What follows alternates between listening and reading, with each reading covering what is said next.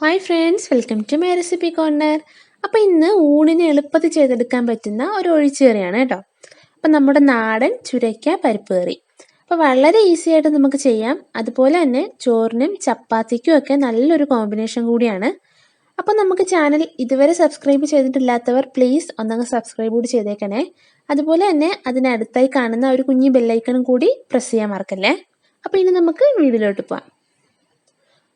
അപ്പോൾ കറി ചെയ്യാനായിട്ട് ആദ്യം കുക്കറിലേക്ക് ഒരു 1/2 കപ്പ് തുവരംപരിപ്പ് ഒന്ന് വേവിച്ചെടുക്കാം.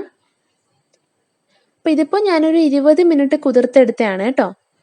സോ ഒരു മീഡിയം ഫ്ലെയിമിൽ ഒരു വിസിൽ കൊടുക്കുമ്പോഴത്തേക്കും വെന്ത് കിട്ടും. ഇനി ഒരു കടായിലേക്ക് ഒരു ചെറിയ ചുരയ്ക്ക മുറിച്ചതിട്ട് കൊടുക്കാം. അപ്പോൾ വേണമെങ്കിൽ പരിപ്പിനൊപ്പം കുക്കറിൽ തന്നെ വേവിച്ചെടുക്കാം കേട്ടോ. ഇനി ഇതിലേക്ക് പുളിക്കായിട്ട് ഒരു തക്കാളി മുറിച്ചത് ചേർക്കാം. ഇനി ഇതൊന്ന് വെന്ത് വരാനായിട്ട് ഒരു 2 കപ്പ് വെള്ളം ഒഴിച്ചു കൊടുക്കാം.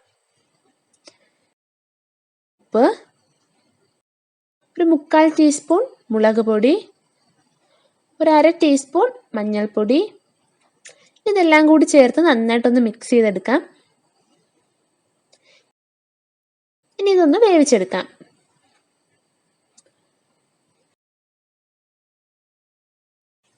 അപ്പോൾ ഈ ഒരു ടൈമിൽ 1 കപ്പ് തേങ്ങ തിരുമിയതും ഒരു 3 ചുവന്നുള്ളിയും കൂടി ഒന്ന് അരച്ചെടുക്കാം. അപ്പോൾ ഇത് ചുരയ്ക്ക വെന്ത് വന്നിട്ടുണ്ട് കേട്ടോ. അപ്പോൾ ഇത് ഇതുപോലെ ഒന്നങ്ങ് ട്രാൻസ്പെറൻ്റ് ആകും.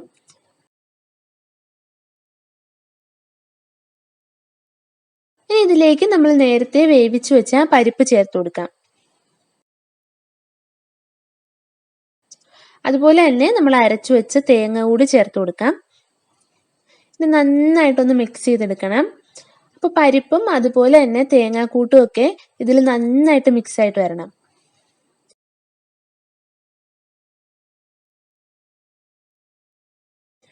ഇനി ഒരു മീഡിയം ഫ്ലെയിമിൽ വെച്ചിട്ട് നന്നായിട്ട് തിളപ്പിക്കാം. അപ്പോൾ ഒരു 5 മിനിറ്റ് തിളപ്പിച്ചാൽ മാത്രമേ ആ പരിപ്പിൻ്റെയും അതുപോലെ തന്നെ തേങ്ങയുടെയും ഒക്കെ ആ ഒരു പച്ചമണം ഒന്ന് മാറിക്കിട്ടും കേട്ടോ. അങ്ങനെ ആയാൽ മാത്രമേ നമ്മുടെ കറിക്ക് ആ ഒരു നല്ല ടേസ്റ്റ് ഉണ്ടാവും.